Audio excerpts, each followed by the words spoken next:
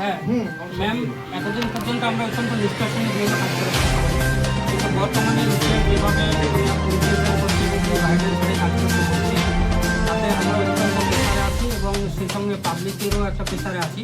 তাই আমরা সকলেই সম্মিলিতভাবে ইস্তফা দিচ্ছি যে আমরা এইভাবে মানে অলিখিত ইন্টেন্সারি বা অলিখিত অর্ডারের মাধ্যমে আমরা কাজ করবো না। আমরা ইস্তফা দিচ্ছি, আমাদের ইস্তফাকে গ্রহণ করুন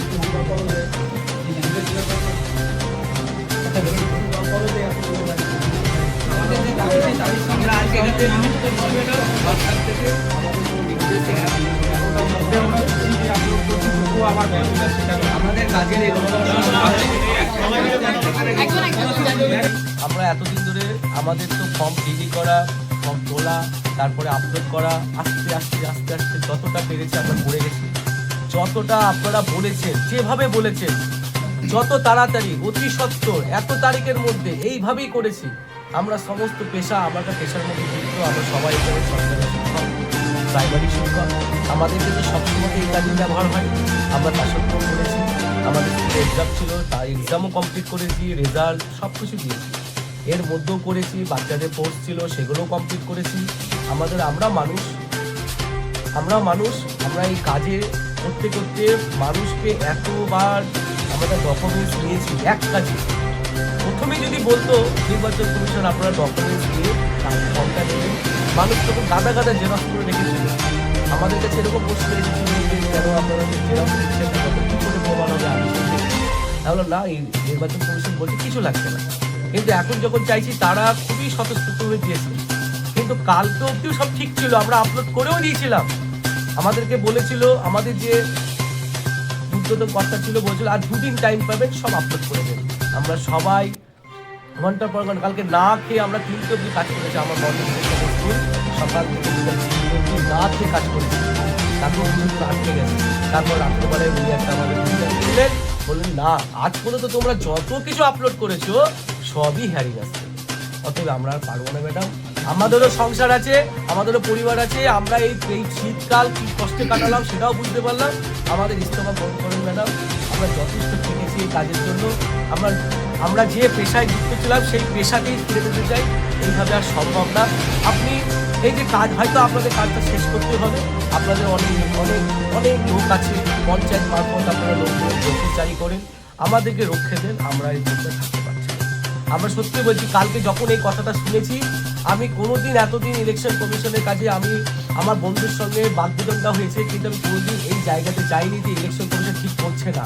আমি কাল থেকে আমার এরকম মাথার মধ্যে ঢুকে গেছে এটা অন্যায় হচ্ছে, এইভাবে কোনোভাবেই এটা সম্পন্ন করা সম্ভব না। লাস্টে যদি কোনো ব্যক্তির নাম না আসে, আমি একটা জায়গায় কাজ করি, সেখানে আমার পরিচয় দেওয়ার ক্ষমতা আমার নেই। কারণ আমি সেখানে সরকারি শিক্ষক, আমার পাশে কেউ এসে দাঁড়াবে না যে আমার নামটা কেন এলো না, তার কৈফিয়ত দিতে পারবো না। সব মানুষ সমান নয়, কে কীভাবে আসে আমরা জানিও না। কিন্তু কথাটা হচ্ছে যে এইভাবে নিজের রিস্ক দিয়ে আমরা কাজ করেছি, কোনো রিস্ক মনে হয়নি, খুবই সহযোগিতা করেছে। আমি একটা কী বলবো, আমাকে মানুষরা সহযোগিতা করেছে একটা কল্পনার বাইরে, তার সত্ত্বেও খুবই হেল্প করেছে, কাল অব্দি হেল্প করেছে। সকালবেলা বলেছিলাম যে লাইন দিয়ে দাঁড়িয়ে থেকে তোমরা আপলোড করে দিও বলে, বাচ্চা দিয়েও লাইন দিয়ে আপলোড করে গেছে। কিন্তু যখন দেখলাম 11টার পরে কি হলো, যা করলো সমস্ত বিএলওরা দেখলো যে নিট ফল 0। আবার রাত্রিবেলায় ভিসি করছে, কোনো অর্ডার ছাড়াই এতদিন করছি, রাতের বেলাও সে ভিসি হচ্ছে, বলছে কিন্তু সব আসবে, আপনাদেরকে ডেকে দিয়ে দেবো, সব জেনারেট করা হয়ে গেছে। আমরা তো কেরানি নয় ম্যাডাম, আমরা কি কেরানি যে এই কাজই করতে হবে আমাদেরকে? আমরা কি এই কাজের জন্য বেতন পাই? আমাদের স্কুলে শিক্ষক নেয়, আমার স্কুলে 5টা শিক্ষক আমাদের দুজনকে তুলে দিয়েছে। আর কতদিন বাচ্চাদেরকে এইভাবে আমাদের ম্যাডাম বোঝাবে বলেন তো, যে না তোমাদের মাস্টারমশাই এখন আসবে না? আমি তো এই কাজেই লিপ্ত হয়ে আছি। কেন এইভাবে হেনস্থা করা হচ্ছে? আপনারা যদি 300, 400, 500 লোককে যদি হ্যারিং করেন, আপনাদের নিশ্চয়ই আরো লোক বলা আছে যেভাবে ভোট করান, আপনারা সেইভাবে ভোট করান। আপনারা ওই পঞ্চায়েত অফিস থেকে নোটিশগুলোকে জারি করে ডেকে দেন, তারা আপন আসুন, সেই দিকে আমাকে হাজির করবেন। আমরা আসবো, যেহেতু শেষ চলে যাবো, আসবো, কিন্তু আর এইভাবে ঠিক কেরানির কাজের মতো মনে হচ্ছে। আমি বলতে পারবো না, কারণ আমি এরকম প্রফেশনের সাথে যুক্ত না। আমি এবং ডকুমেন্টসগুলো উপযুক্ত ডকুমেন্টস দেওয়া সত্ত্বেও কোনো যাচাইও করা হচ্ছিল যে এই লোকটা আদৌ ঠিক বলছে না লিখছে না ঠিক ডকুমেন্টস দিয়েছে, এবং বিএলও আন্ডারটেকিং দেওয়া সত্ত্বেও। এবং এরকম ভেবেন না ম্যাডাম, যা নিয়ে আসছে আমরা করে দিচ্ছি, আমরা কিন্তু সঠিকটা দিচ্ছি বলেই করছি, যারা করছি না আর তো নিজস্ব কিছু দেখো বড়, তারপরে এসে আবার করেছে। দেখেন সবার মধ্যে থেকে বলছি আমাদের একটাই দাবি, আমাদেরকে আর এই কাজ থেকে বিরত করে। আমরা সবাই শিক্ষক, আমরা বাচ্চারা পড়িয়ে খুব খুশি থাকি। আমাদের কত কাজ করানো হয়, আমরা কোনো দ্বিধা করি না।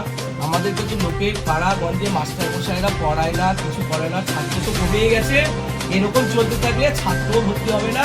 এই প্রচেষ্টা বন্ধ করে আপনাদের পঞ্চায়েতে কিছু লোক আছে, আপনাদের প্রচুর স্টাফ আছে, আমি যুক্তি দিয়ে বলছি ম্যাডাম, অনেক স্টাফ আছে, আপনারা ওই গ্রামে যারা বিএলএ আছে তাদের মারফত চিঠি পাঠিয়ে দেন, তাদেরকে দিয়ে করান।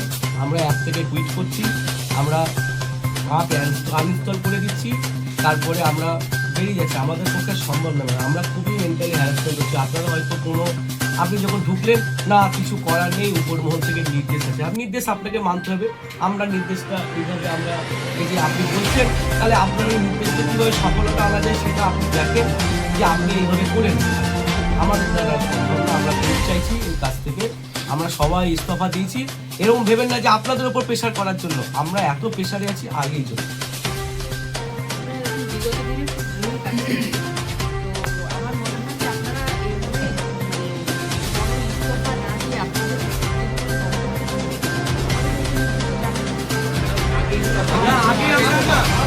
একটা কথা বলি, না